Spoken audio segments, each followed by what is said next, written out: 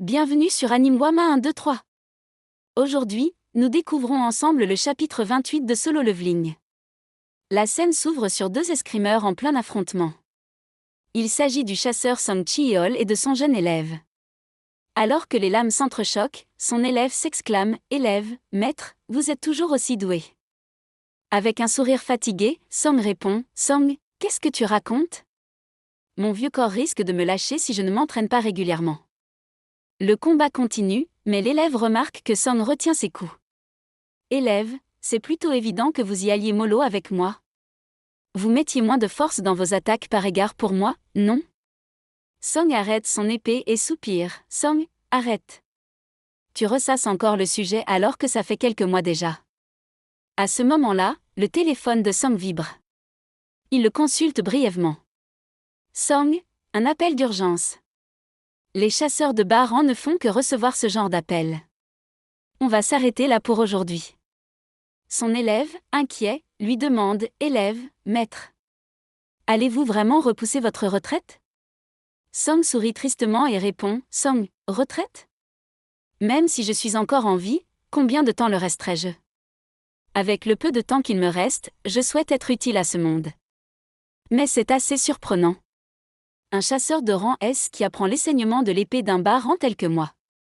Son élève s'incline respectueusement. « Élève, même avec un rang élevé, je ne peux pas compenser mon manque de compétences. » Transition de scène où plus tard, on retrouve Song en train de marcher seul dans la rue, en route vers une nouvelle mission.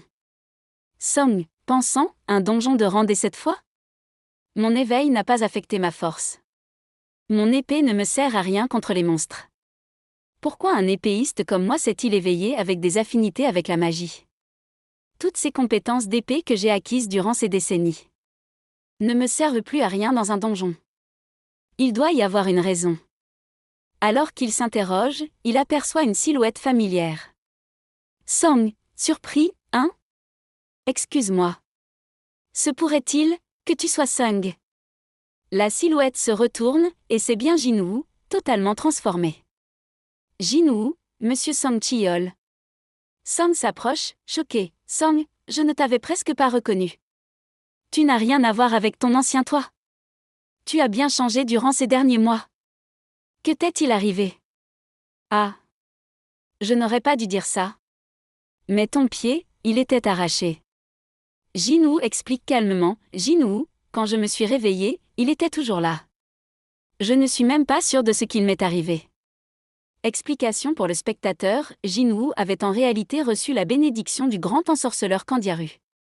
Effet temporaire, volonté de régénération. Une partie démembrée du corps sera restaurée. Song, abasourdi, s'exclame. Song, quoi ? Ça relève du miracle. Ça aurait été du gâchis qu'un jeune homme comme toi soit amputé. Quel soulagement. Ça me rassure vraiment. Jinwoo regarde le bras manquant de Song, pensif. Song, avec un sourire rassurant, lui dit « Song, ne t'en fais pas pour ça. Je suis content d'avoir survécu avec le peu de capacité que j'ai.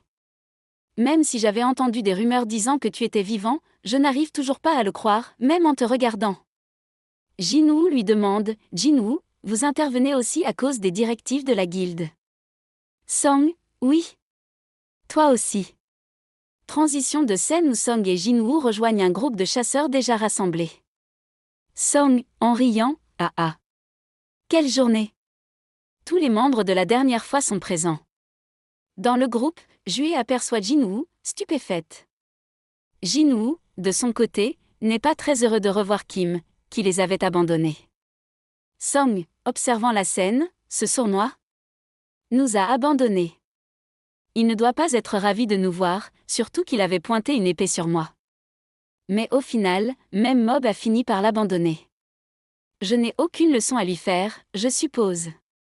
Je n'avais jamais vraiment pensé. Mais nous sommes tous rentrés vivants. Jue s'approche de Jinwoo, ému. Jue, Jinwoo. C'est vraiment toi ? Tu as tellement changé, je ne t'avais pas reconnu. Jinwoo, je suis en retard.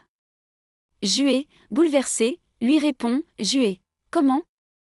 Pourquoi ? Je t'ai cherché partout. Pourquoi maintenant ? Pourquoi as-tu autant grandi ? Ton pied était dans un sale état. Hein? Ton pied.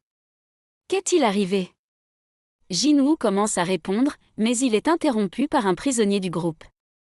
Prisonnier, moqueur, quelle atmosphère romantique! Quelqu'un tourne un drama ici? Où les chasseurs sortent ensemble de nos jours.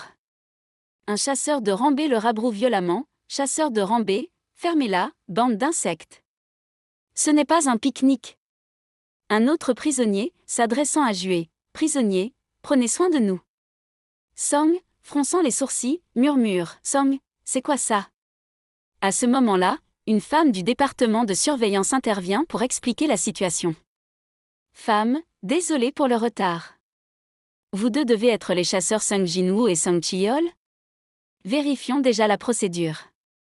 Song, inquiet, interroge. Song, attendez. Que se passe-t-il ici? La femme lui répond calmement. Femme, oh, ces gens? Ce sont des individus en réhabilitation qui vont se joindre à vous pour ce raid. Song s'insurge. Song, en réhabilitation. Vous nous dites de faire un donjon avec des criminels. La femme, impassible, explique. Femme, même s'ils le sont, ils restent des chasseurs. Et ce n'est pas rare que des chasseurs ayant commis des crimes réduisent leur peine en aidant dans les donjons. Song explose intérieurement. Song, pensant, bordel de... Jinwoo, silencieux, observe la scène. La femme ajoute. Femme, comprenez bien. Pour pallier le manque de chasseurs dans cette zone, nous devons utiliser de telles mesures. De plus, le chasseur Gang Tashik, du département de surveillance, participera également au raid. Ne vous inquiétez pas, ces criminels sont tous de Rancé, alors que Gang Tashik est de Rambé. Il faudrait au moins 10 chasseurs de Rancé pour battre un chasseur de Rambé moyen. Jinwoo se méfie et se tourne vers Jué. Jinwoo, c'est louche. Jué, retire-toi de ce raid. Jué, inquiète, lui répond. Jué, et toi? Jinwoo déclare d'une voix ferme. Jinwoo, j'y vais. Jué, déterminé. Jué, alors moi aussi. Song, observant la scène, soupire intérieurement. Song, pensant, ils attendent vraiment de nous de partir en raid avec ces gens? Ah. Je comprends. On est tous dans le même sac. C'est probablement le destin qui nous réunit dans les donjons. La suite dans un prochain épisode sur Anime Wama 1, 2, 3.